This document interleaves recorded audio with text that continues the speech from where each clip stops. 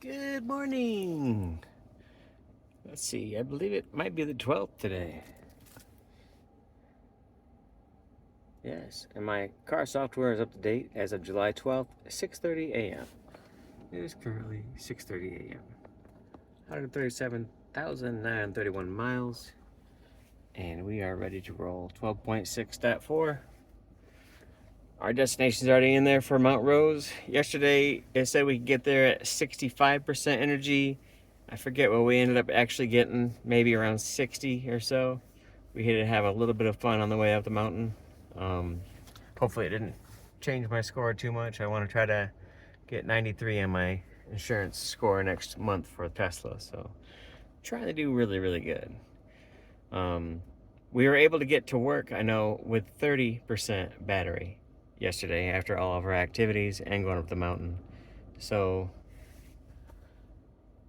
we're leaving with 5% less battery today. We hit 94%. I was on the slow charger apparently at work.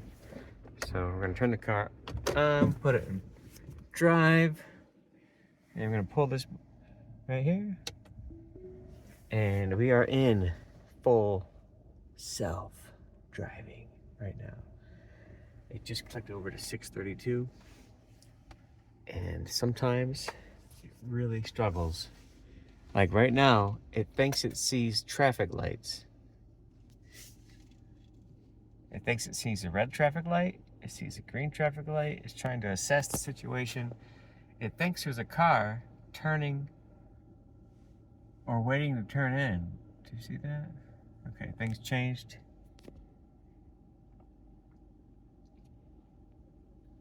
It should start trying to map once it realizes where it's at.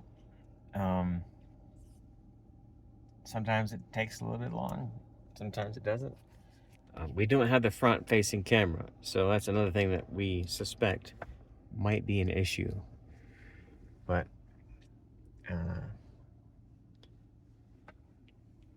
because the green traffic light situation is showing up.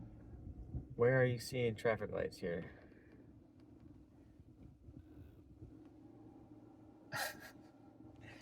All we got to do, it's not that big of a hassle, but it just shows you that 12.6.4 without the front-facing camera. It still struggles, I'm sure. This is a 2018 Model S, so just going to give it a little bit of acceleration. And now it says, all right, I guess don't worry about the red lights. It was seeing those red signs as red lights. It's my only guess.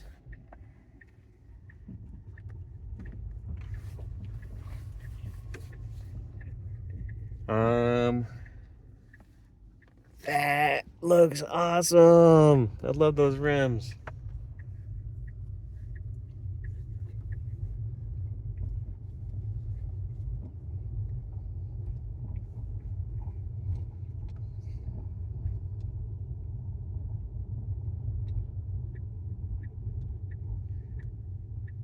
Just talking to another friend at work.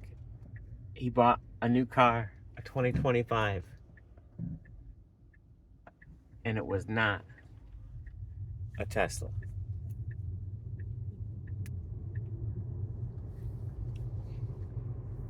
I told him a 2015 Model S with 7,000 miles on it. They only want $9,000 for it. And yeah, it could have some problems. And if the battery pack is bad, it needs a $12,000 battery pack. And now you're up to $20,000 for a Model S. But with that battery pack, you'll probably get the P100. I mean, that's what I would opt for. It's only 12 grand. What a tremendous upgrade. I'd love to get the P100. Give me an extra, I don't know, 50 miles or so. I'll take it. It definitely slowed down for that one. And it's no slouch on speeding up. I set the maximum speed to 30. 35 is actually what your speed is, so I increase it. Even though this road sucks, especially the right lane. So if I don't like being in the right lane, I could just hit the turn signal and it will switch lanes. It's like me saying, please get out of this bumpy ass road lane. Duh. But then the car is like, I thought people don't like it when we hog the left lane all day long. Poor little car, just can't learn. Left lane is for speeders. We're going slow. Slow speed bump. And today it nailed every speed bump perfectly. Rewind the tape. I have several other videos where it misses those things. It hits them real fast.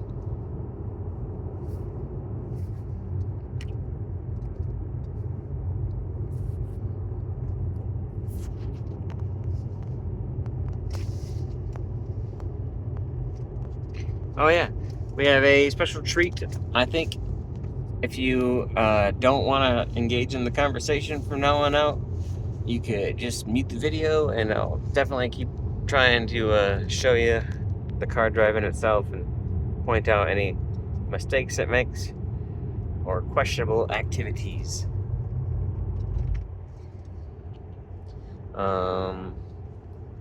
This is Farzad and his crew on YouTube. Farzad used to work at Tesla. He was an engineer. I forget exactly what he did, but he's definitely a cool dude. And they're talking about some important stuff. Healthcare. How can we fix it? We got a few of the regulars, and we also have a special guest. So let's see what we got. We have the most expensive healthcare system in the world, and we have the worst outcomes among developing nations. And what I learned along the way was the bureaucratic resistance to a new idea in healthcare is unbelievable. Unbelievable to the point where people who had the power to do it came to me and said, "You're going to prison for building this." We spend $4 trillion treating diseases that could be prevented for a fraction of the cost. If I catch cancer at stage 1, it's a lifestyle change. If I catch cancer at stage 4, it's a doctor and a facility saying, chemo, radiation, surgery, your life is definitely going to be changed. You probably will die. $800 billion to $1 trillion in annual savings, benefits for everyone and every political party. And we can improve our life expectancy by 4 years. The best way to get the train started on fixing this shit is to just be openly talking about this all the time and let every single representative and anyone you have access to in government that represents you, let them know that this is your number one issue. So we have a very special episode today. We have the usual suspects. We have Larry and Hans and myself. But we also have a very special guest who I'm going to have introduce himself here in a few seconds, Michael Gorin. And the reason why he's a very special guest is because today's topic is healthcare. And healthcare is, let's say, an issue that the United States has been trying to grapple with for decades. And it's becoming an unsustainable problem from a spending perspective. And in this podcast, we're going to do the unthinkable, which is try to solve the problem. And Larry has done a ton of work and a ton of research in trying to understand what are the variables that are most important. But Michael brings a very specific set of knowledge and experience that I think is going to give the audience a lot of context and a lot of understanding as to perhaps how complex and how entrenched and how difficult of a problem this really is, and potentially a lot of great solutions that are out there that perhaps for some reason our government is not taking on. So Michael, I'm going to throw it over to you to introduce yourself, and also make sure you tell people about your brand new book as well. Okay. Go for it. I am an electrical engineer who did graduate work in physics and then went to law school.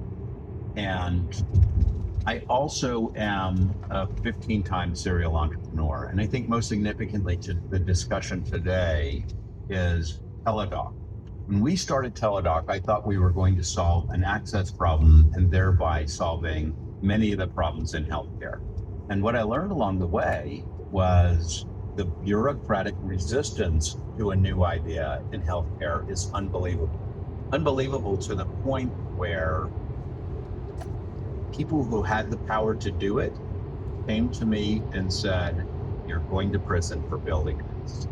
And that was the big lesson in, as an entrepreneur, we expect challenges. We don't expect challenges that big. And as we learn the nuances of healthcare, we also learn how to gently convince and change things so that we can fix the problem. Yeah. And so for the public that may not be aware, what is Teladoc? Teladoc is, the simplest description is, it is a doctor, a telephone, and a patient with a medical record and all the resources the doctor needs so that a patient with a minor issue can be diagnosed and, if necessary, a prescription written, so long as the prescription is not a narcotic or a controlled substance. Got it. And this was the first of its kind when y'all built this, correct? You basically laid the foundation for telemedicine. The foundation started in 1967 with a man who turns 89 this month named Jay Sanders, a medical doctor. But Jay ran around the country, around the world, planting seeds, and nothing happened until we started Teladoc. And Teladoc, just for scale, is now 96 million lives in their medical record database, which makes them twice as big as United Healthcare. Everybody thinks of as the largest healthcare company. Wow. So, and that's going to be supremely relevant to this discussion because that sort of your description of the walls you hit with building Teladoc, I think is going to be such a wonderful bit of context to the entire healthcare discussion, because those are like the repeated motifs or the themes that I keep hearing about really anything related to government. It's just like, it literally, they will try to throw you to jail if you're trying to solve something really complex, you know? Yeah. Real quick, before I throw it over to Larry, maybe a few seconds on your background and then the book that y'all just released. Sure. So let me go right into the book because it sort of describes everything. When I talk about states that sent sheriffs to our office to say, "You're going to prison for building Teladoc," in retrospect, the investors always say, "What keeps you up at night?" And if you're an intrepid entrepreneur, the answer is nothing until a sheriff comes into your office and says, "You're going to prison." and that happened so many times that we decided to write a book about it. In fact, I mentioned that Jay Sanders is now turning 89 this month, and I called him a few months ago and said, "Let's write a fiction book about the history of telemedicine. That way we can tell the whole story, make it fun, but not incriminate the bad guys." And so what we did was we wrote a book called Telemedicine Wars. Yesterday was the release date. It hit #1 Amazon bestseller this morning. Congratulations. And that was our real goal. You know, it was fun writing the story, although there was a fair amount of PTSD, I will admit. But the goal was to get our 89-year-old friend, Jay Sanders, that #1 bestseller status, and we did. That's fantastic. Everybody make sure.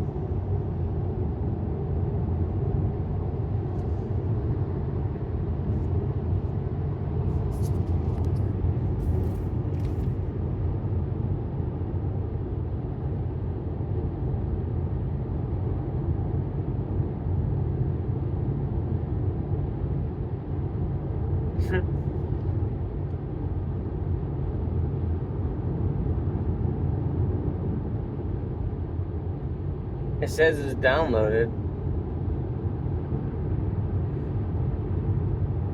Unbelievable. We lost the connection. Spend $4 trillion treating diseases that could. Multiple deaths is rising in the United States. We were going to solve an act. Yeah. Less than half a mile down the road. It was just incredible. So that's what got me, going down the rabbit hole. And believe me, I went down a rabbit hole. And I don't want to go through all. Yeah. Michael is being, extremely modest. He's not giving away the half of it. He's an author. He's got his 3, advanced degrees. But he's also, a fantastic helpmeet to entrepreneurs. He gives incredible advice, and he knows everybody in the world.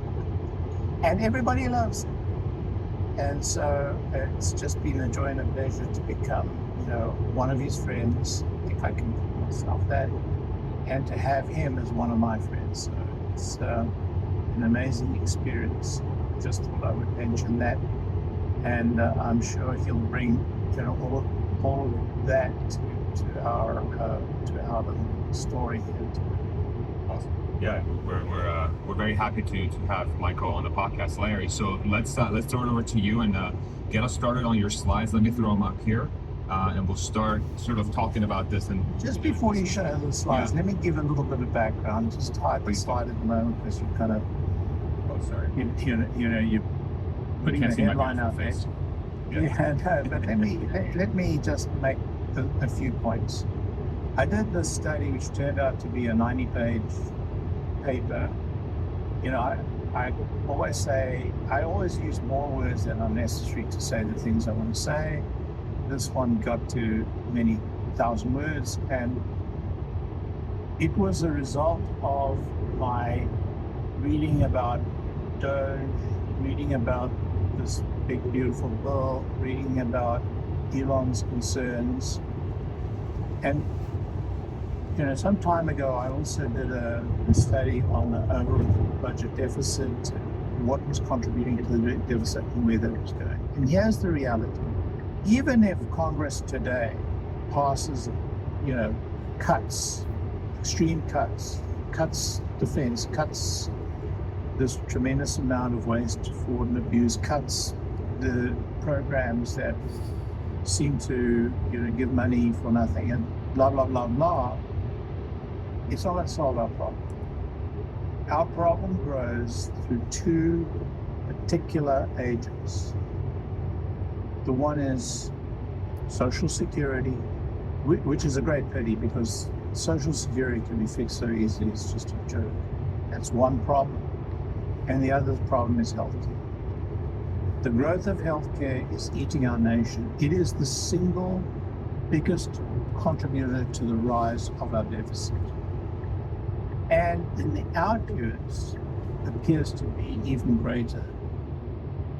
And so as I studied the problem, try to grapple with this whole issue, we try to go to first principles. And the first principle told me that even legislation by Congress would not be able to solve or stop this problem. This problem is so great, so complex, and so that legislation alone, leadership in the White House alone, leadership in Congress alone, leadership in the Supreme Court alone, and all the above will not solve this problem. Let's look at the size of the problem. Let's go to that first slide. So I call it the $4.9 trillion crisis. By the way, Elon is bemoaning the fact that we're going to have a $5 trillion deficit. What is the size of healthcare spend? Just coincidentally, $5 trillion. It's 17.6% of GDP. 17.6 and growing constantly. Just less than 10 years ago, it was 12% of GDP. Think about that. It's almost 50% higher in 10 years. Figure out. Sorry, just to make sure we're clear here. So the $5 trillion number, this is total annual healthcare spend in the United States. Yes. Right. Yes. Okay. Got it. 17% of our gross domestic product. And you think that's fine as long as everybody's healthy as a result. But the truth is, we are literally the last. We score the lowest of capability of all developed nations. Not of some, but amongst the 10 developed nations in what they call the Commonwealth Fund rankings, we are number 10. And 90% is spent on preventable diseases, $4.5 trillion annually. So it's not that the budget, $4.9 trillion of the budget goes to healthcare. It's the budget plus all the dollars out of our pockets. We have the most expensive healthcare system in the world, and we have the worst outcomes among developing nations. And the truth is, both parameters are getting worse every year. We're becoming more expensive and our outcomes are going down. I mean, guys, it's almost like, it's like unbelievable. Like it's like, it doesn't compute when I hear that, right? So it's like, it feels fake. It's like when I hear those numbers put on the screen, it makes me feel like there has to be some sort of mathematical error, like we're not looking at this properly, but it's the truth, right? And I think that's very important to drive home. It's the truth. We spend the most, we have the worst results, and 90% of the overspend that we do is preventable. And here's the thing. I mean, look, anybody can contest these numbers. They're very welcome to. I will post the 90-page study I've done. I've run it by Michael. I've run it by several other people. Nobody's contesting the numbers. Nobody's challenged those numbers. And I started by challenging these numbers when I saw the number green at light? first. There's nobody I mean, I coming. simply grokked it. And I don't it was understand just what that was incredible. all about. So that's what got me, going down the rabbit hole. And I believe wasn't me, trying to I go went though, down because a rabbit hole. And I don't want to go through all 20 slides today. I want to touch I've heard the things key like issues. And the car just didn't get move. validation I didn't on know those what to do. key issues. I applied the gas, The and then I answer got T-boned. is Boom. in So that I was like, third yeah, I'll let the car make a That's decision. 90%. Take your time, bro. And I'm not in a when- hurry. When I was building something and nobody knew what it was, I used to tell If I would have just gave it the gas, though, then it would have Farzad took will off. get this because But- he lives in Austin. In Texas, we have these little creatures called fire ants. They're little tiny. Hate them. They're little tiny specks. If you step on them, they will hurt you for a week. And in healthcare, what we do is we walk out in our front yard, we see fire ants, and we call the Pentagon, and they send a platoon with air support. That's how we fix problems in healthcare. And the reality is, every smart Texan has a bag of something in their garage. They go out and get a teaspoon of it. That's what we need to be doing in healthcare in the United States. We don't need to bring the most complex solution to the simplest problems. And Ben Franklin had a great quote, which in our now antiquated American system was, "An ounce of prevention is worth a pound of cure." And I said antiquated because I love the metric version. And what's the difference between an ounce and a pound? 16 times. In the metric system, it would be a gram of prevention is worth a kilogram of cure. That's 1,000 times difference. And if we can follow Larry's third stat there and say, how do we catch things before they get expensive and dangerous, then we could make 1,000x difference in the cost and delivery and quality of care.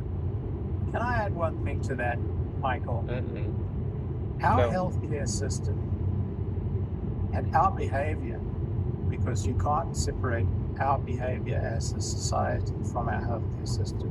You're going to see the two are inextricably mixed or intertwined. In the fire ant Analogy. What we are doing is we are going out into fire ant territory, bare feet, on purpose. It's not just that we are treating a fire ant bite with, helicopters and all Missiles, kinds right? of expensive stuff, but that we are going out into fire ant territory ready to be bitten. Yeah. And then the platoon comes. So we willingly, Yes. right? Yes. So Yes. so we make stupid decisions, and then we accept the most ridiculous response, right? So Yes. and then let me ask a question about that, Michael. So how much of the so there's a behavioral aspect, there is an action aspect. Okay, on the action aspect, how much of that of like we come, so the comment you said is like we come up with the most complex solutions for the simplest problems. How much of that is because the healthcare system in the United States is captured by the lobbyist groups or by like pharmaceutical companies to where they have every incentive in the world to do the most complex thing possible because they will make the most money? And this is what I hear a lot, right? So how do you think through that? Like, let me know. I think the solution is almost always a good doctor and a good immune system. And what we've done is we've injected payers and all these bureaucratic entities into our system, all of which are making more money than the doctor. And so, you know, and how do you carve that out? They're making the money. They control all of the cards on this game. And the doctor is really not. The doctor is just trying to provide care. They don't know how to navigate this system. And so the patient is just subject to, I'm sick, what do I do? It's definitely a major contributing factor. There's no doubt about it. But it's the patient behavior as well. The patient has gone out, stamped on the fire ants purposefully, and then, you know, come to the doctor and said, how can I help? And the platoon comes in. So it's a multiple level problem. And it's the worst of both worlds. It's the worst of many worlds, not just one world. There are actually many worlds. Yeah. So in picking and choosing what I want to show is, I'm kind of skipping ahead a little bit, but we literally spend twice as much as our peers. Healthcare spending in the United States is 17.6% of our GDP. The OECD average, developed world's average, is 9.2. Japan's 10.7, France is 10.9, Germany's 11.1, Switzerland 11.7. Look, I've had to consult a doctor in Germany. It cost me almost nothing.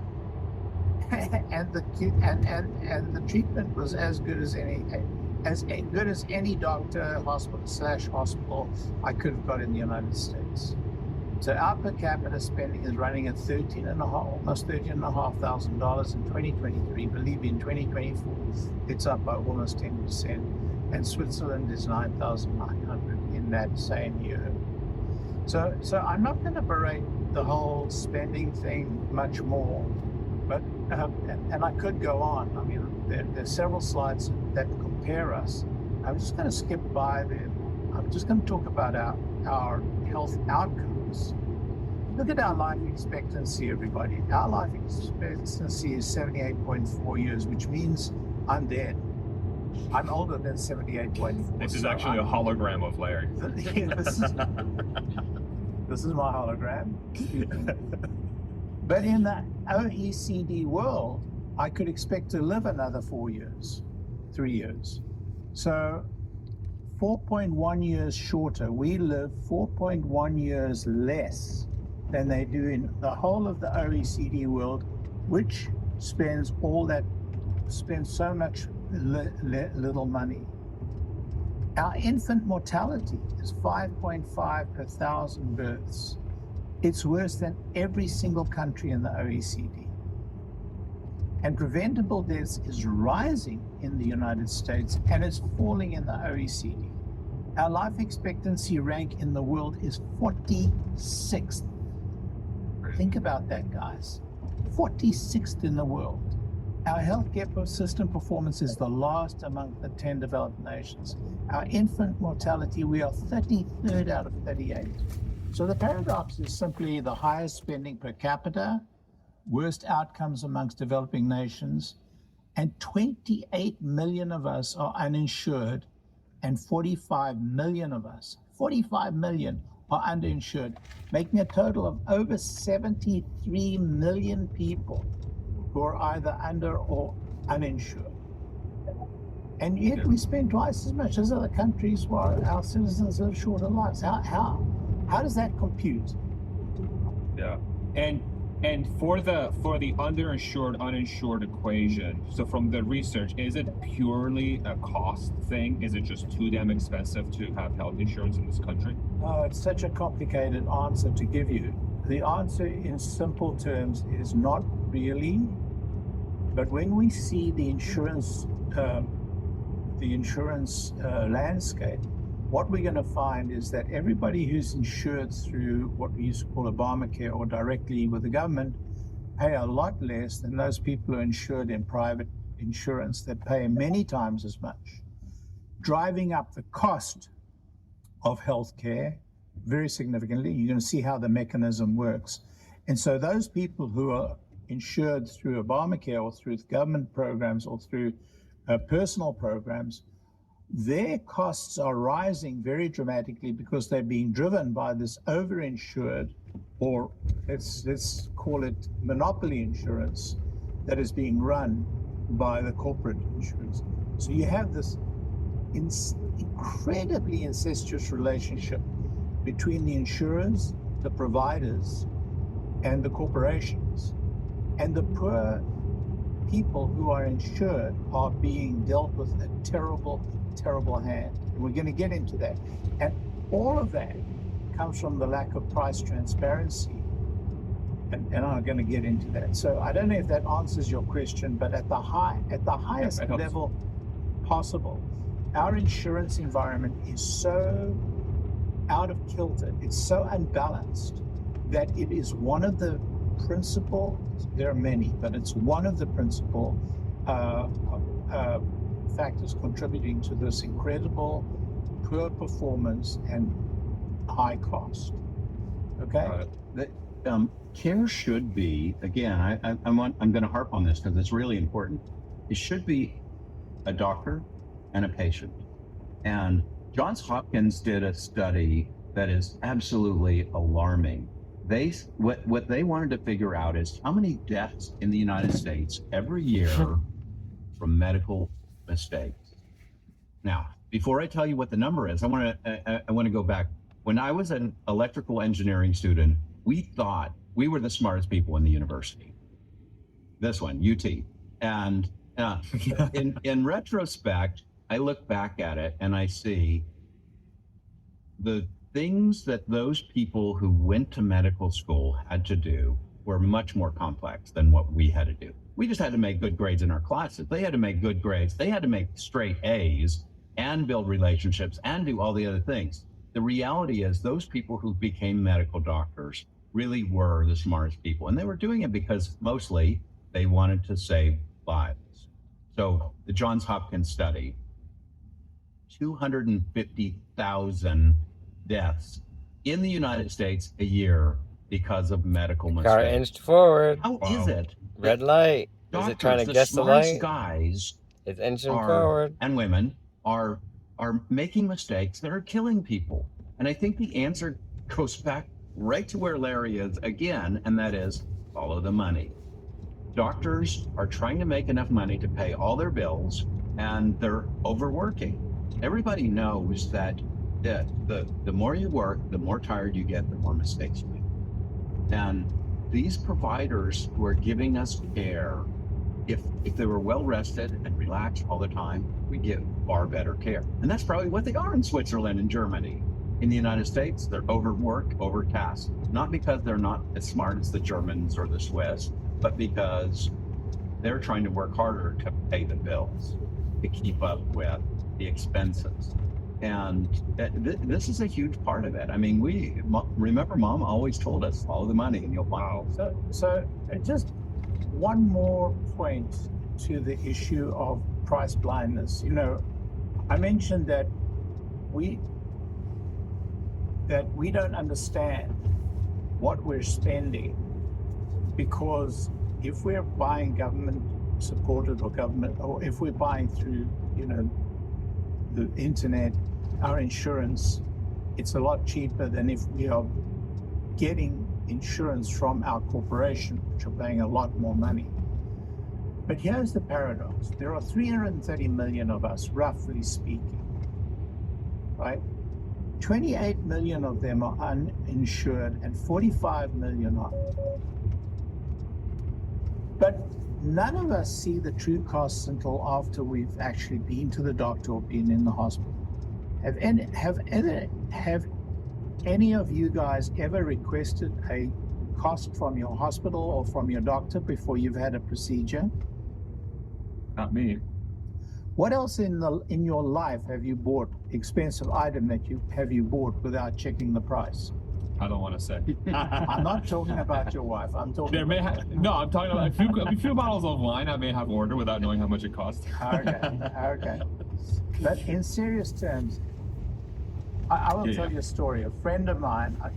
That would suck, Farzad. I don't want to point fingers on it. I don't want to mention. I want to know names. what wine you ordered. His wife went to have a hip replacement. He's covered. His insurance, his company covers his insurance. 20,000. He got the bill after. It was $25,000. With insurance. No, his insurance were going to pay, but they wanted him to pay the first, the first loss. The copay. He figured out that if he paid that himself and not pay the first loss, he'd be better off in terms of the following year. Bottom line is, that same procedure, less than half a mile down the road, would have cost him $8,000, which, if he had claimed on insurance, he would be 100% covered. So okay, and I've tried to play devil's advocate with this weird market that healthcare is in the United States. Like, what will be the justification? It is not a market. It is not a market. Right. It's not even a market, right? So, like, what is the justification for hiding prices? So there was a law passed that everybody has to publish their prices. But because of the complexity of pricing, there's no way you can figure out without actually asking, in my case, under these circumstances, what is my price? But nobody asks the price. Nobody asks the price before they get the result, and nobody shops. Yeah. And here we have 25,000. I mean, you know, an MRI. What does an MRI cost? Who knows what an MRI costs? $1,000. No idea. I don't even know where to begin to calculate how much an MRI costs. Do you know, Michael? You mean if you go pay for it? Anywhere between $500 and several $1,000s, I guess. But are you talking about what does it cost to do it? No. What does it cost to get yourself an MRI? At least $1,000. Thousands. That's the point. A clinic on one side, on one block, may charge $500 to $800, and down the road, a hospital may charge $5,000 or $7,000. That's crazy. It's the same MRI, maybe even the same doctor, and exactly the same equipment. So what's stopping somebody? So is it illegal for somebody to just be like, That's I'm just crazy. Gonna charge you $500? It's just because they know that the amount It's of not demand they're somebody gonna get. saying that, it's hospitals saying that. Hospitals get to charge more because in theory, they provide services to the community that is not otherwise provided if you're just practicing as a private doctor. And so they get some leeway to charge more. I just don't understand how 17% of US GDP doesn't have a market. That's exactly the question. It's like it blows my mind. It's exactly the question. So Sorry, go ahead, Hans. Sure. I was going to ask if anyone here has a good anecdote that they can share on Try and what jump happens light. to those private doctors Trying to jump the who light. have those, clinics that are down the road when It's inching the big forward. healthcare system in the area knows that, that's competition for them and they don't like it. That's the $1 trillion question. And I call it the $1 trillion question because there are very few private doctors left. Why are there very few private doctors? Because these massive institutions, which amount to monopolies, duopolies, or triopolies in every single state, are, quote, not-for-profit institutions protected, many of them protected against private doctors opening clinics in their state, like North Carolina State. You have to go before a commission to get a license to open a clinic, to open an operating center or a an independent center. And who sits in those boards, those committees that decide whether you get their license? The duopoly, with Blue Cross Blue Shield of North Carolina or medicine, there are the existing powers that be sitting on that board deciding whether you can become their competitor. How many licenses do you think they grant? A big fat zero. So the answer to your question, Hans, is that doctors are being squeezed out of independent medicine. Their practices are being taken over by these duopolies or these monopolies or these triopolies. And they get dictated to how they must treat patients, and their treatment of patients follows the charging rates that they're given, and they're given rules about how much they can say what they can treat within a given consultation. Instead of presenting symptoms. Yeah, and so the end of the result is that we have this constant declining of standard medicine and constantly rising prices. And so much of it turns around this price blindness issue. Wow. So let me just add one more anecdote to that briefly. So in a previous life, I provided services to an orthopedic clinic that they were, it was a cooperation, a co-op of a whole bunch of orthopedic doctors, and it had been in existence for quite some time. And one of these big, it lives in Tyler, so it's called Azalea Orthopedics, and Christus, which is a huge health provider in Texas, bought up several of the hospitals in the area. And when they came to town, they started engaging in all the classic dirty tricks that you would expect for a union that comes into town and tries to force everyone to join the union so that then they can go extort the main company. They engaged in all of those types of tactics to try and force these independent orthopedic doctors and surgeons to basically abandon the Azalea co-op so that they could actually grow their monopoly on providing orthopedic care in the East Texas area. And it was just crazy to watch, and I think that's kind of a standard playbook that you end up seeing when you pull back the covers in a lot of different areas of healthcare. This is the story that has been repeated in every town and city in the country that has had independent medicine being practiced.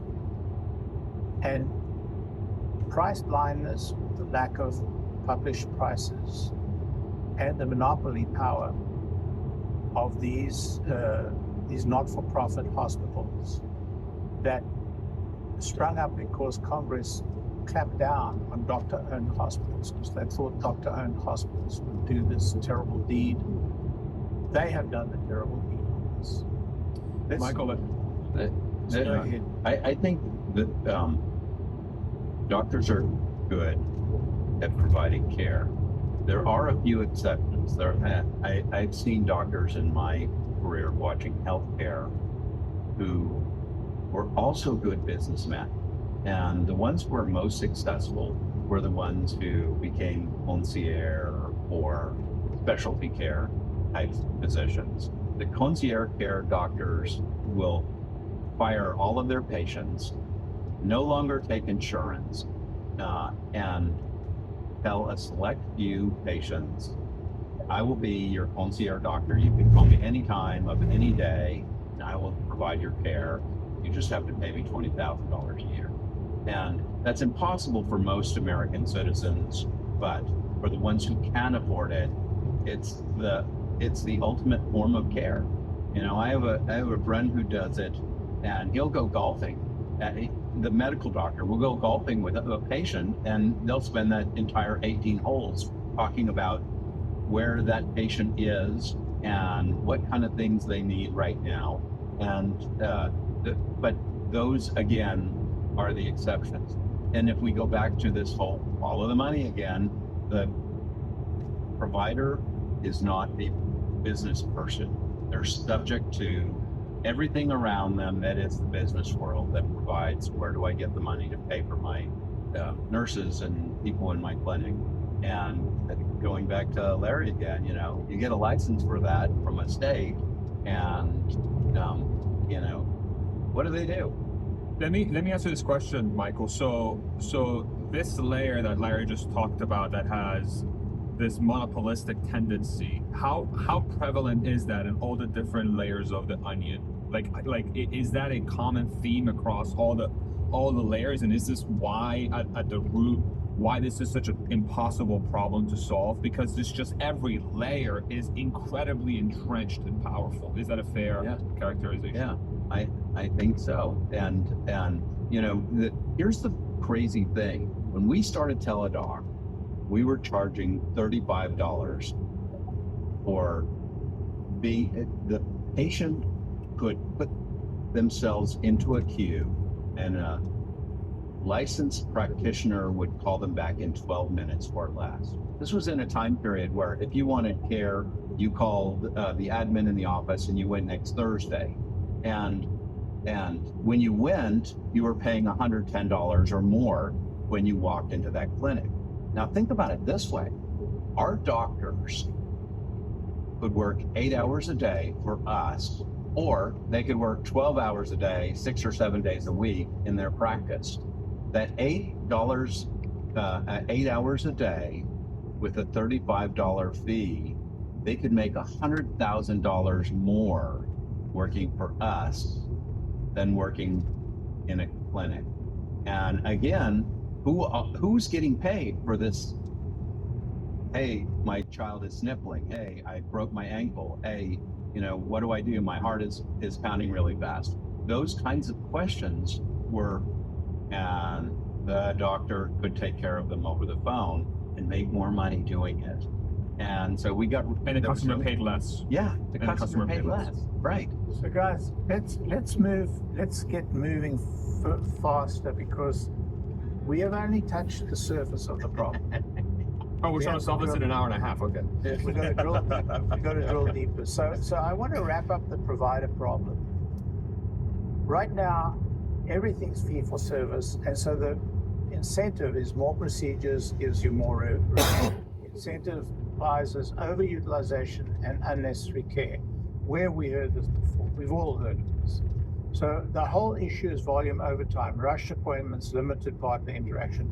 We've all been to the doctor and told to get out in 10 minutes. Oh, doctor, I wanted to talk about this as well. Sorry, I can only talk about one thing in one appointment. Defensive medicine, unnecessary tests. Why? Because we need to avoid malpractice liability. And that's laid down by the hospital I work for. So provider consolidation, hospital markets highly concentrated, to Hans's point, and to my point about monopolies, duopolies. Every city today has a monopoly or a duopoly of hospitals. Physician practices are all being consumed by these duopolies and triopolies.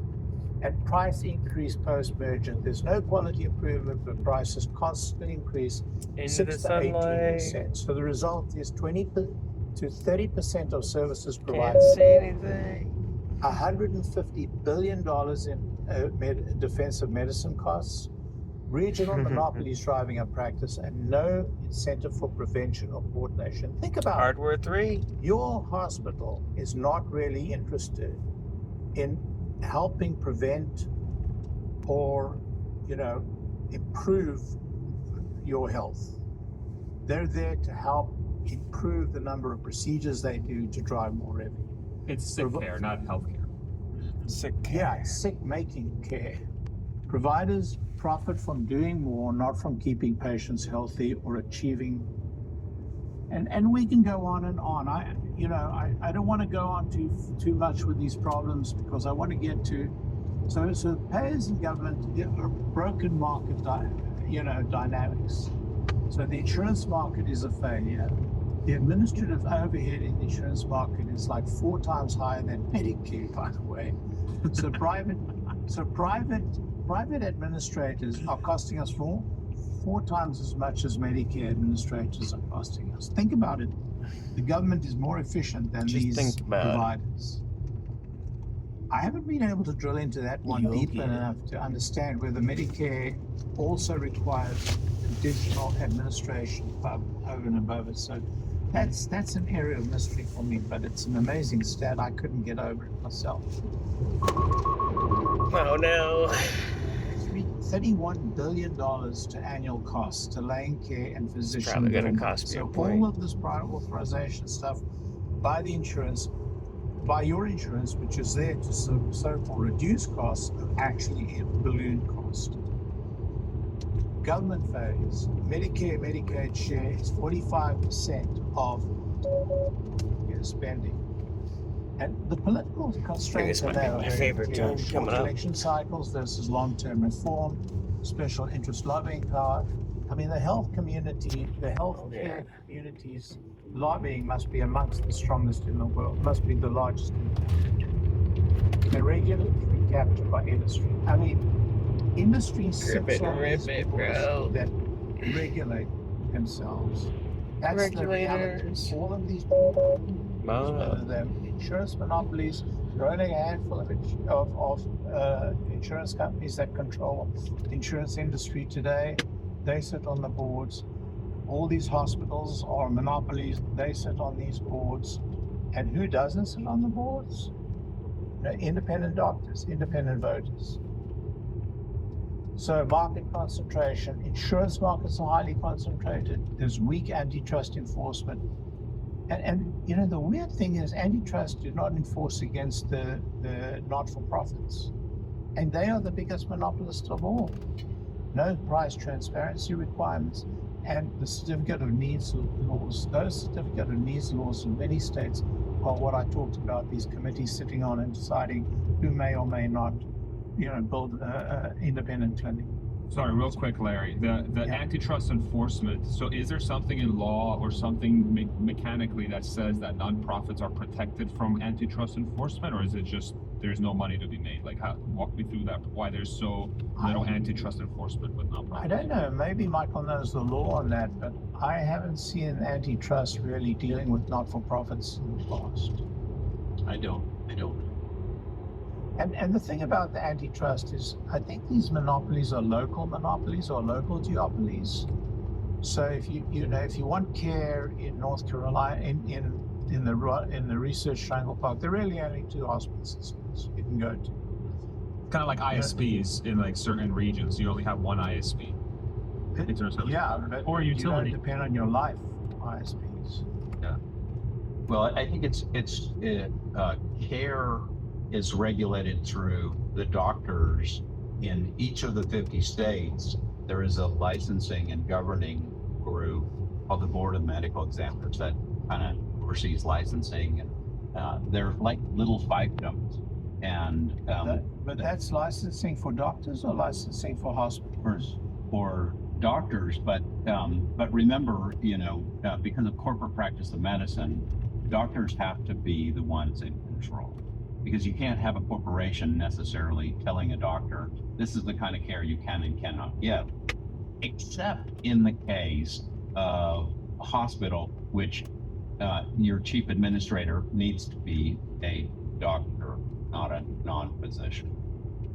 But these not-for-profits have become gigantic institutions who are there to perpetuate their existence and to facilitate the lives of their administrators and administrative boards and senior people, and they act no differently from a monopoly, a local monopoly or a national monopoly.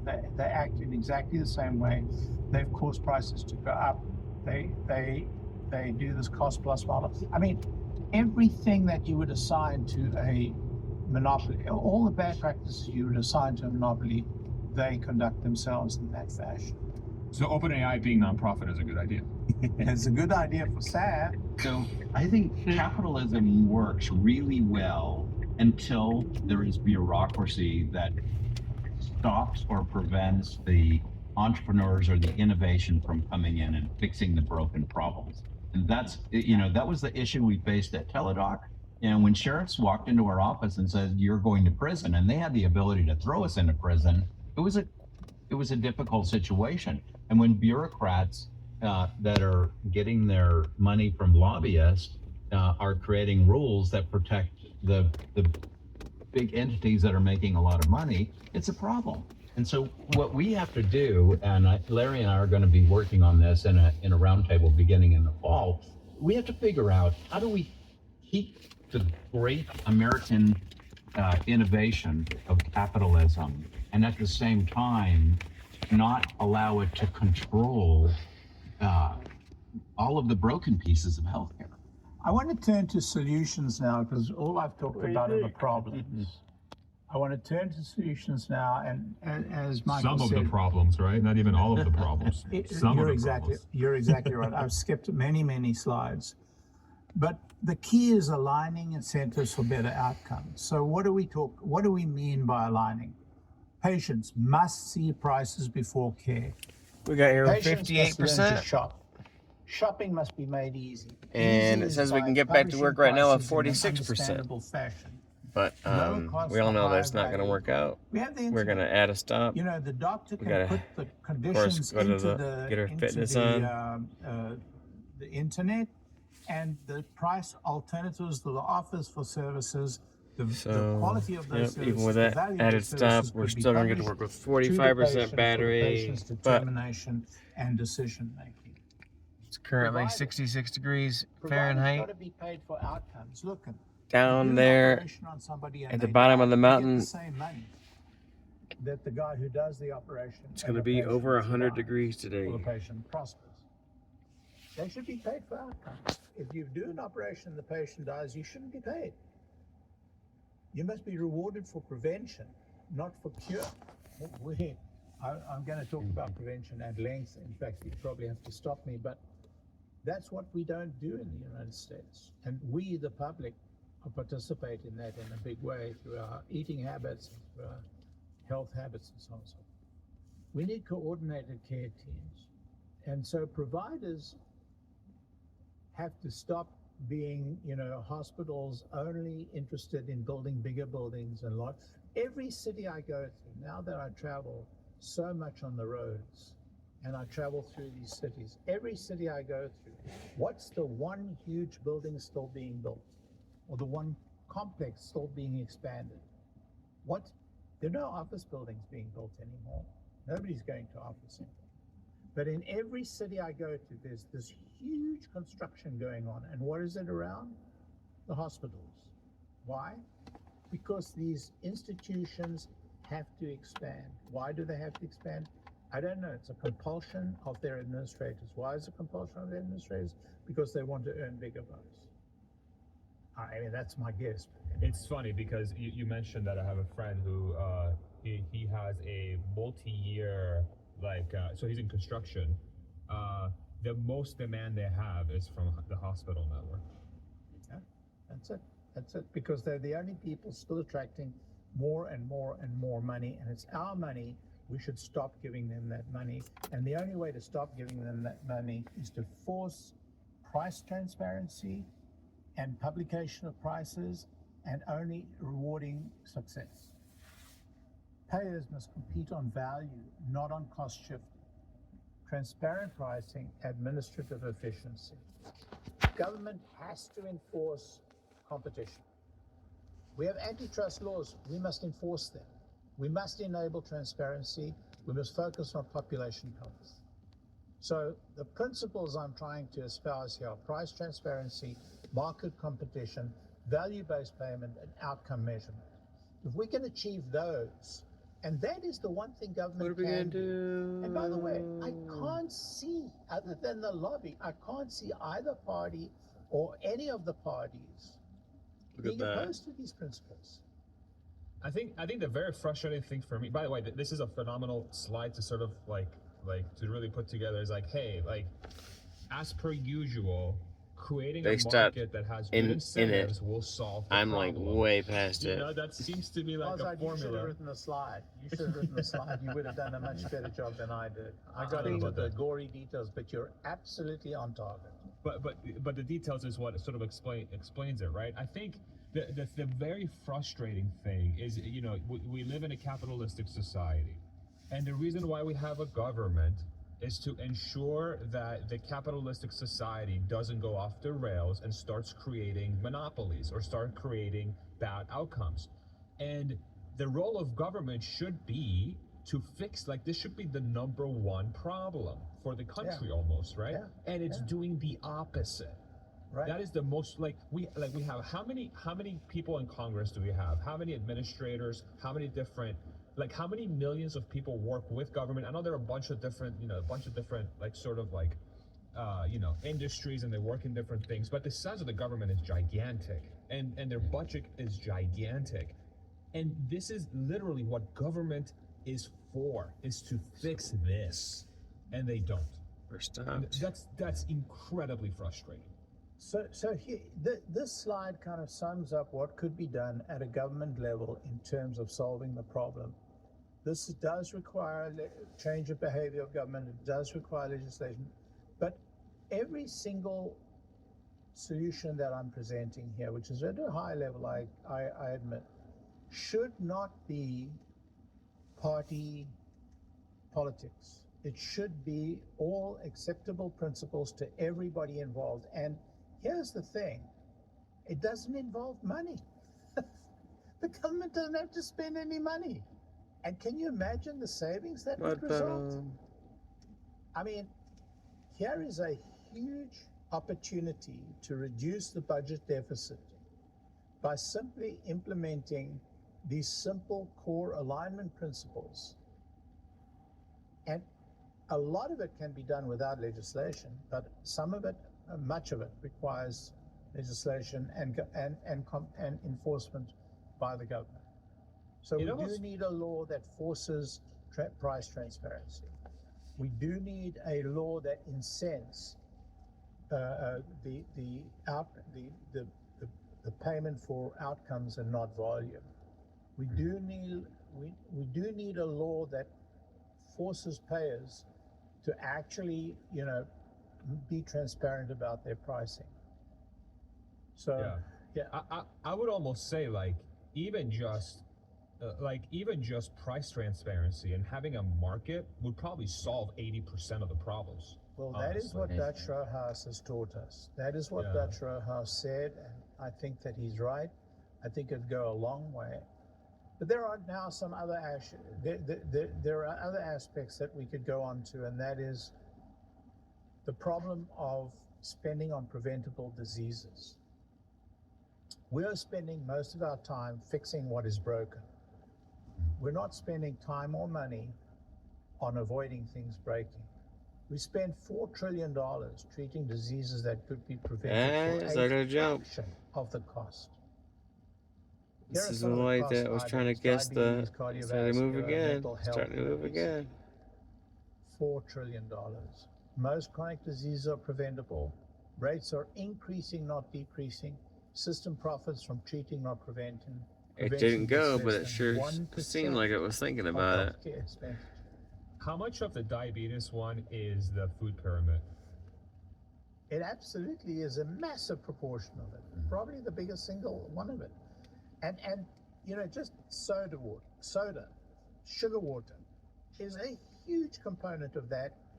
And I know that RFK Jr. is focused on that, and I hope that he can solve it.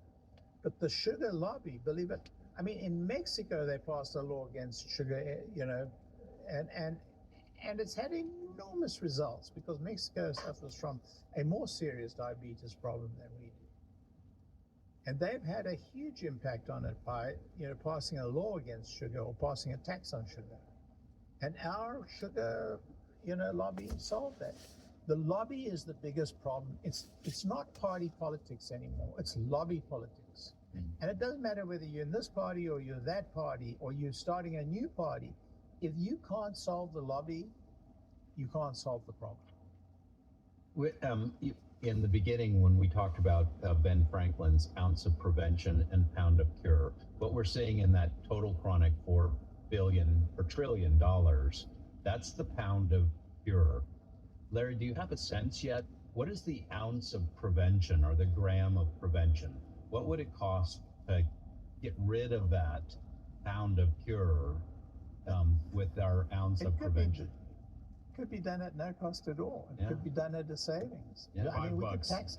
We could tax sugar water. We could tax sugar water. You know, and that would have a huge impact. Now, mental health, that's a whole nother conversation. You're probably in a better position to talk about that than I am. And we've actually seen Check out this several construction technologies zone, that yo. could be very helpful in that regard. But obesity and diabetes, Model that Y, I think. is the whole issue of the food pyramid that RFK Jr. is so passionate about. And that's not going to cost money to, in fact, we could tax the hell out of that stuff. Tax the hell out of sugar and tax the hell out of starches, the starch feedstuffs. And we'd be in great position. I mean, we could tax the hell out of McDonald's, you know? I mean, if we would just stop subsidizing corn, like, you don't even have to tax it necessarily. If you just stop subsidizing Yes, so many of the things that we subsidize, I think that would even go a long way. exactly right. So, you know, and then the admin waste. Now, this slide I have less confidence of because we talk about Medicare, we're only paying 2% of Medicare. 2% of Medicare expenditures is spent on admin, yet all these private insurers spend 30% on admin. I think there's a saving to be had, but I don't think it's 28%. So, but the numbers are very, very, very, very stark.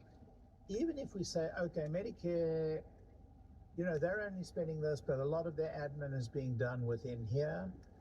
That was the criticism that I got of the slide, and I think it's a fair criticism. But look at the international average. I mean, it's less than a third, much less than a third of what we're spending. And this money just goes into private pockets. It goes into, you know, the healthcare companies' pockets. And they don't care. In fact, they love it because they get to charge premiums based upon that expenditure. So, you know, this is a huge problem, and the problem is because there's lack of transparency and because these people, you know, earn premiums based on how much they pay, they don't mind paying very high charges. The price transparency lack of price transparency pays into their hands. And by the way, insurers pay a lot more for care than they should. Well, that's a whole, I don't want to go down that rat hole. There are so many rat holes here, guys. It's incredible. And I think that really speaks to it, right? Like Yeah. you know, once you and I know that like there's so much more to the story, but once you just take a little bit of time to understand the problem, right? The core issues, like the price discovery one, is such an obvious problem, and the fact that it's not addressed speaks to how entrenched this is. The solution is obvious. To me, Look at it this. almost feels. Physicians spend 2 hours on admin per patient hour. That's For every hour they crazy. sit. Wow. There are 1,300 plus different insurance forms. Physicians burn out from bureaucracy and treatment delays from prior authorizations. Prior authorizations are costing $31 billion in this administration. Billing complexity is costing $150 billion. But I mean, 31 billion. I mean, 150 billion, 50 billion for claims processing, 200 billion for insurance overhead. I mean, these numbers are just stunning, guys. $400 billion goes to bureaucracy instead of patients' care, 15 times higher than Medicare's efficient and twice, 3 times higher, more than 3 times higher. And what's than crazy is international. Medicare. Medicare, and correct me if I'm wrong, Medicare is for the oldest people in our society generally. Yeah, which is that means not correct? their costs are higher. So it plays into Medicare's favor that they supply the oldest in terms of administrative costs. So it's not exactly a negative. Okay. It's a, it's, Okay. yeah. And then there's Get market that. concentration. This is this is me hopping on to the duopoly and the monopolies. Hospital markets See if it are tries to jump this 60%. light. It's highly concentrated. Insurance markets, insurance companies are 70%. The top three insurers. Looks like it's moving a little bit. are Moving a little bit. 70% of the Still market. red. Yeah, moving a Price little bit. increase, Still price red. merger. Every time a hospital system merges in order to become more economic, Moving a little bit. Finally turns green. It's trying to improve jump their the light, costs, y'all. prices go up by between 6 and 18%. Just proving my point. Come on, bro. Why you got to do that to me? Launch the viewer. Why is the car? Oh yeah, we didn't put it in camp mode. Camp mode.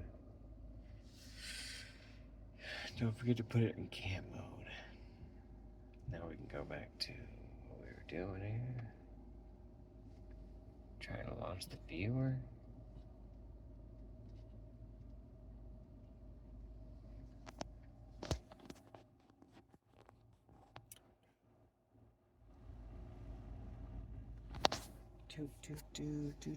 Do.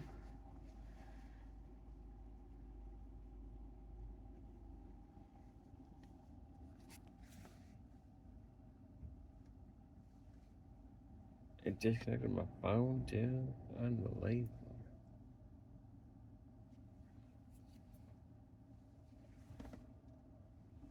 That's why they have to charge more.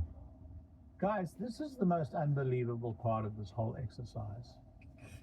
You can get an appendectomy in the same city somewhere between $8,000 and $35,000. How much would you want to pay? I'm going to go for 8,000, Larry. Yeah, but your insurance is going to go for the $35,000. Of course they are. So Larry, if it's a Mercedes versus a low-end Ford, then that's a different kind of question, right? But that's not what you're saying here. I'm saying exactly what you're saying. Same level of care. They're both Fiats. Mercedes. Exactly Both equivalent. Fiats. Yeah. They're both Fiat. No, it may be the same doctor. It may be the very same doctor. Hey, the Fiat And 500 is a by pretty the way, cool car. the Okay. $8,000 thing may give you a better outcome than the $35,000. Same It's thing with the- nonsensical. It's nonsensical. It makes no sense. It just makes no sense. Level of care, pricing. There's literally nothing because there's no market. And if there was a market, the higher price item would be theoretically better than the lower price item. Guys, we're business people. Do we think that the higher price indicates better service, better quality?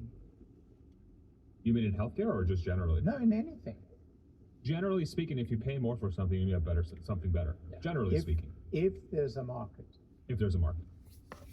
And if there's- there's not some sort of unbelievable innovation that has just broken through, Right, like, exactly. robotaxi as an example. Exactly. 2 slides back, you use the word competition. I think that's what's relevant here. Competition Joker. and price transparency, both are very important because there is competition. Look here, guys, there's competition. Here it is. There's real competition. But does anybody think about going and getting a competing price? When last did you go and get a competing price for a medical process, for a medical procedure? Michael, Yeah, when did you yeah. do that last? I'm a little closer to it, but I understand what you're saying. I do call and ask, and I do try and negotiate. If I'm paying for it, then I'm an entrepreneur, so I pay my own insurance. I don't have the big entity over me paying those things. Okay. Farzad, do you shop your procedures? I mean, I can't remember the last time. I mean, the dentist, I did, but I went with the one that gave me the better care. Okay. But that's the dentist. So when your wife had a baby, did you shop for that process? We looked around, but we didn't shop for the price. We shopped for who she felt most comfortable with because it was deeply personal for her. Yeah. All All right. But so, this could be part of the problem, right? So it's funny what I just talked about, right? Yeah, it is part of the But problem. Larry, Absolutely I think is. to your point, I have a lot of knowledge in the healthcare space. But think about the average musician, average construction worker. They don't know how to ask these questions, and they don't. Right. And that's the vast majority of the population. We need an Amazon for doctors.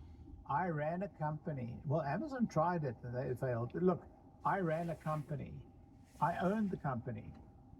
And I went blindly to the hospital my insurer sent me to. Yeah. I blindly did whatever my insurer told me to do. I blindly paid the first, guys, I'm as guilty as everybody. I just didn't think about it. Yeah. So, but the solution is in competition and transparency reforms. And, we understand this price and quality transparency, antitrust enforcement. I mean, can you imagine if every doctor had to put his outcomes posted, and every facility had to put their prices and their outcome percentages, or their prices and outcome percentages next to each other, and maybe had to do their competitors as well. And you could look at it on the board and see, or on the internet. You think you would have shopped the way you shopped last time for whatever procedure you just had? That was my Amazon comment, right? So so why is Amazon so incredible? So if I type whatever freaking power cord, it will give me the best power cords with the sponsored ones at the top that want to be at the top, but I can see the price and I can see the reviews. Yep. And I go with the one that has the ratio that I find best suits me. Exactly. But right. that doesn't exist. Like this is so and one of the reasons why, for example, my dentist example, from when my wife she was trying to find the OBGYN, there is nowhere for us to go in and make a good decision. Like we have to literally call. This feels like 1942. I literally have to call everybody, and then with everything else that we spend money on or try to use, there are marketplaces or places we can go to make an informed decision. With healthcare, it's the opposite. There's just walls everywhere. And here's the interesting thing. Your wife shopped and she found the person she was most comfortable with. But she didn't know. At the time, by the way. At the time, yeah, all right. And she didn't know that person's actual track record. No, the best way she could gauge that is by going to Google Maps and pulling up her practice and reading the Google reviews. That was the only way she could do that. Right. Yeah. So it's fascinating. Anyway, I've projected savings. Which, by the way, were not accurate. I mean, that's the point I was trying to drive at. Had there been outcome results? Yeah. And look, it could be that the doctor who's the rudest and the nastiest and who got the worst comments, maybe is the best doctor. Maybe had the best medical outcomes. Yeah. So unless you know the medical outcomes, you really don't understand what is the quality of the service. There's one more layer though, Farzad. You were talking in the Amazon analogy. There's a tool, and I think it's going away, unfortunately. It's called Fake Spot, which will go out and analyze all the Amazon reviews and grade them, because we know that a lot of vendors, and in this healthcare engine, the large corporations, the large hospital systems, they could create their own fake reviews or only block. And the great thing about Fake Spot was it goes out and independently analyzes all the reviews and then gives you a grade or F. Well, Amazon now have a certificate, some form of certifying that the review is probably real. Yeah, from somebody who previously purchased from this customer. Like it will prioritize the ones where the account that actually bought the product left a review for that product. Yeah. But those get gamed too. I have to drop off. Thank you for letting me crash the conversation. I've learned a lot. Had fun. Thanks, Hans. See ya. Hans, I hope you watch the rest because there's a lot more to learn. I will. Thanks, Hans. Appreciate you being here. So I want to move quickly to some of the what I think is the solution. By the way, none of these solutions require some sort of political animosity between the parties. All of this could be done, on a bipartisan basis. So if we had reference pricing, physician-owned clinics licensed by a non-competitor, and if we had transparency, I think these are the numbers that we would save. In year one alone, $50 billion. In year two, $200 billion. By year three, we would be saving about $350 billion, Wow. which is not bupkis. Yeah, it's, what is that, 1/3 of our defense budget? That's right. That's right. Or 1/3 of our interest payments on our debt? So providers are rewarded for doing more procedures and not keep more patients. This is the waste for defensive medicine, duplicative tests, and unnecessary services. I just want to skip over this because we've talked about this at fair length, and move on to value-based payment models. If we get, alternative payment models are capitation, which is fixed payment per patient, bundle payments, single payments for an episode of care rather than, a CPT code, shared savings where providers share in cost reductions and pay for performance, bonuses for quality metrics. And so looking at all of these possibilities, and I don't want to go into too great detail because we did study multiple different of these strategies with different providers to estimate the savings, and we came up with a projected impact of up to $200 billion and a 15% cost reduction across that. And we did that by looking at some of these systems like Geisinger and Kaiser, and I think they could be very successful. And then just moving on quickly, this whole idea of treating disease instead of preventing it. So prevention is one of the biggest issues, and it's the issue that RFK is trying to tackle, and it's diet and reactive medicine, it's behavior, it's behavior. And so this is an area where we could save enormous amounts of money. And here it's diet, exercise, lifestyle, and it's how to get a whole population realigned in their behaviors. So this is a very hard nut of the prevention side of the problem, and it's the side that again, it could be tackled completely in a bipartisan fashion. I'm not sure RFK is doing that in the most bipartisan possible way, but he's definitely started down that track.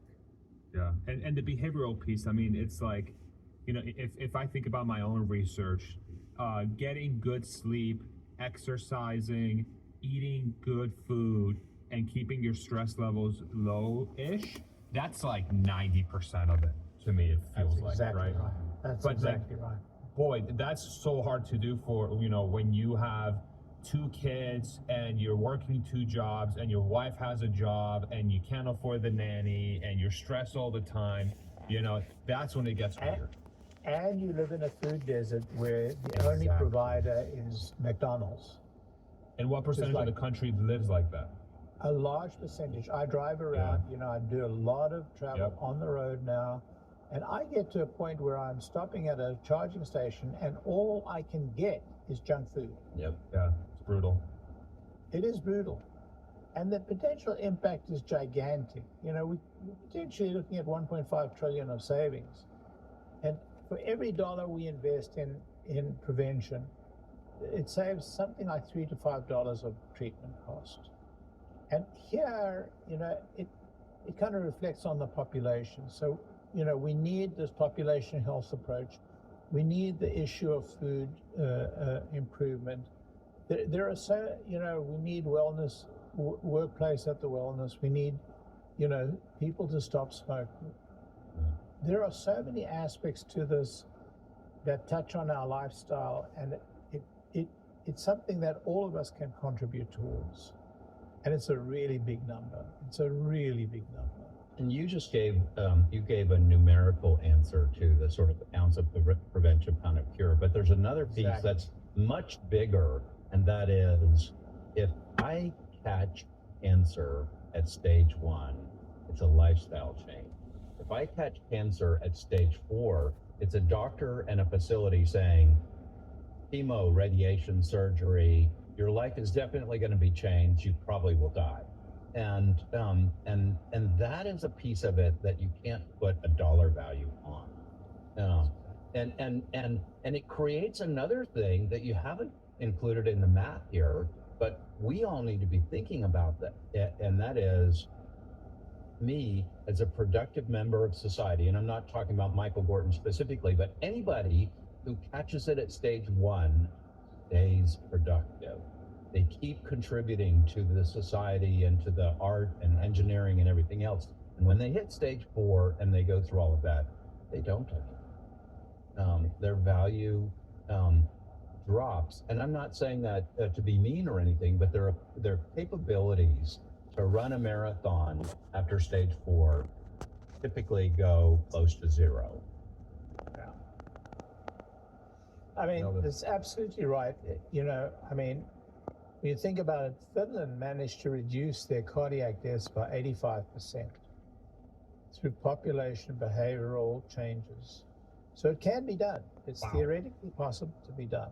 Just behavioral changes, 85% less. 85% cardiac That's loss. unbelievable. But it's true. So guys, there's an 8-year roadmap that I've kind of constructed. And okay, we should have led with this slide. What the hell? it's a straw man.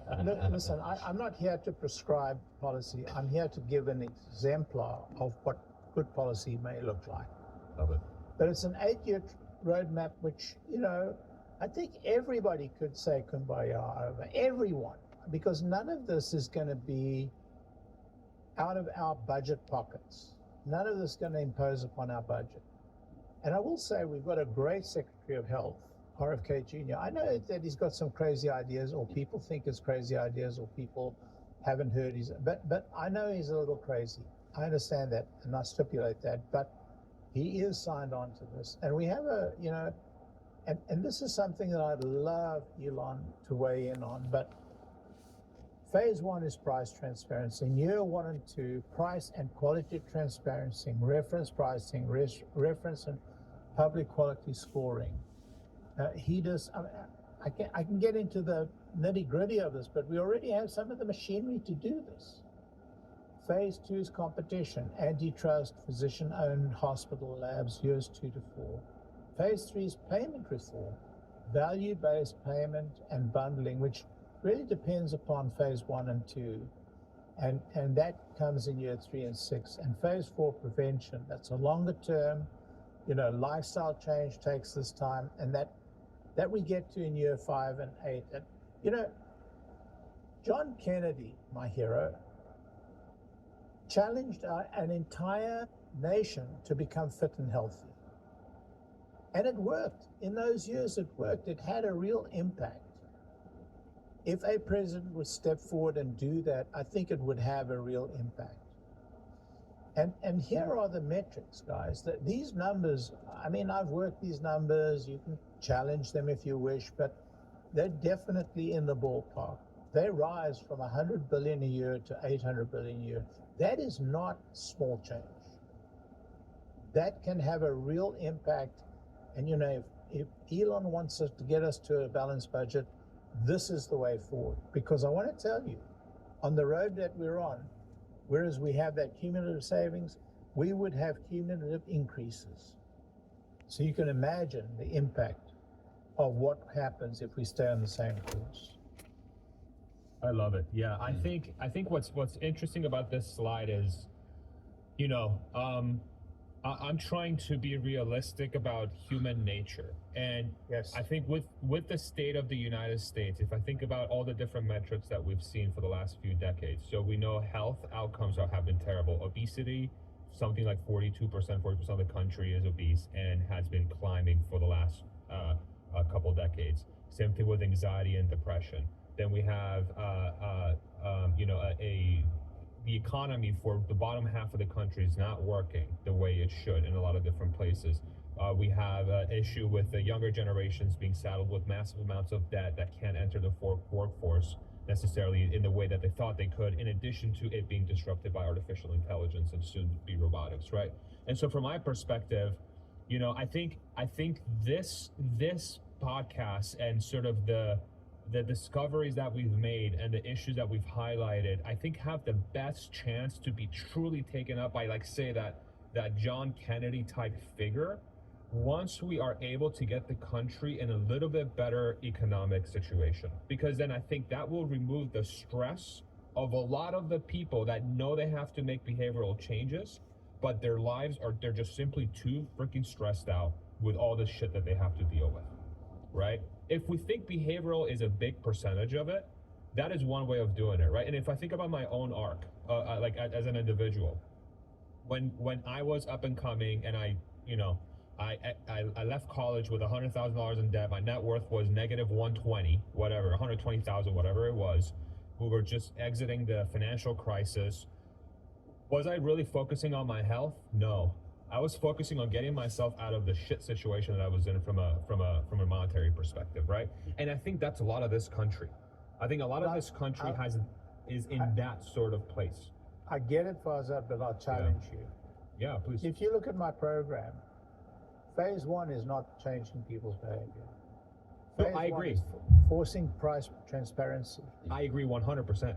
And Yeah. so I think we can implement this program today, and We can do it'll both. play into Yes, helping people reduce their stress, 100%. improving their quality of life, improving their understanding of what they're getting into. I was So, speaking more from a John Kennedy type figure that puts Exactly. the stamp, like puts the seal in it and says, Yeah. once and for all, get we're it. going to move forward. I get Yeah, it. and I'm totally on board with you as well. 100%. You know, So- I'd actually like to make a closing statement because I just have a couple minutes. And I think that a month or two ago, Larry sent me this document, and I opened it up and I saw a PowerPoint that was 22 pages and a document that was 68 or so. And I thought, oh man, what is this going to be? But I had a great deal of respect and admiration for Larry Goldberg. And so I said, I'm going to at least start reading it. And the more I read, the more I saw thought and thought leadership. And I think I want to draw an analogy because in a few weeks, the three of us are going to be in Nashville, Tennessee, meeting with one of the great economists of all time. And I've heard Larry say more than once, Art Laffer should have a Nobel Prize. And He's the greatest economist that never won the Nobel Prize. And I think, you know, the what Art has done for economics has been pretty significant. What we're about to tackle, and Larry, excuse me for saying this, but I think this is your Nobel Prize. This work is unbelievable because you've actually put together a plan that I think could be implemented. It's going to be a huge battle, but you know, again, I'm going to go back to when I first looked at it and went, oh my gosh, how am I going to get through 68 pages of this thing? And now, you know, I'm thinking, let's go make this happen. You know, I'm raising my hand. I think we get this done. Larry Goldberg gets the Nobel. Oh, 100%. Without a shadow of a doubt. I mean, this is one of the great issues of our time. It is. For sure. And you know, the political strategy that, you know, I'm trying to focus on, that I've focused on right through this thing, is not to be partisan. Yeah. Is to be specifically nonpartisan. And so I think that's the most important part of this whole plan, is that, you know, we focus on this being a bipartisan approach. I did do a diagram which I thought would be quite interesting to show where the money's flowing from right now and into. And where but you know, we'll put it on the deck. I mean, it just shows you that, you know, reallocation of the money is really the same money reallocated will just save so much money and so many lives. So this is the summary, guys. $800 billion to $1 trillion in annual savings, benefits for everyone, and every political party. and we can improve our life expectancy by 4 years. I need that quite badly at this stage because, according to this, I'm going to die in the next. I thought you're a 4 months. hologram. You're going to be around forever. Yeah. And we'll reduce the chronic diseases, So this is our choice, and we have to act. I love it. Yeah. No better way to end it. I mean, it really does show. I mean, I think taking something like this on is so freaking daunting to anybody. It's so daunting. The government hasn't even sniffed it. Yeah. And we know, and we can see what the problems are, and we can see what the solutions are. So the fact that you went through and put in the effort, Larry, you have a lot going on, and I think the audience Thanks, will Larry. see just how much time you've spent in putting everything together. I appreciate it, bro. And for everyone out there that's watching this, that knows this is a problem, the best way Larry to will get solve the train started on fixing this shit is to just be openly talking about this all the time, and let every single representative and anyone you have access to in government that represents you, let them know that this is your number one issue, because we have to get this fixed. We have to get this fixed. It's putting our country in a terrible direction fiscally. We are suffering because of it, because we're all dying sooner, getting fatter, have worse behaviors. We're all suffering from this, all of us, right? And there are ways to fix it. It's just we have to tackle a behemoth of a problem, but we have to do it. We have to do it. Winston Churchill said Americans get everything wrong as many ways as they can possibly get it wrong before they finally get it right. And I think we're done with that part now. Now let's get it right. Yeah, let's get it right. Let's get it right. Absolutely. Thank you guys very much, man. Larry, thank you so much for the work you put into this. Michael, thank you so much for making the time for bringing your expertise and Thank you to do this as well. Did you guys have any parting thoughts or any last thoughts? And thank you for watching. I gave my conclusion. Good, I love it. Larry, did you want to one up it, or are you good? No, I think you guys did brilliant in wrapping it up. Fantastic. All right, everybody. Right. Make sure you go check out Michael Gordon and his book, Gorton. One more time. Gorton. Where can people find your book? On Amazon, it's called Telemedicine Wars. Let's see. Love it. And we'll have a link for that in the Yeah. description. All right, everybody. All right. Bye-bye. See ya. Bye bye. Love you. Night.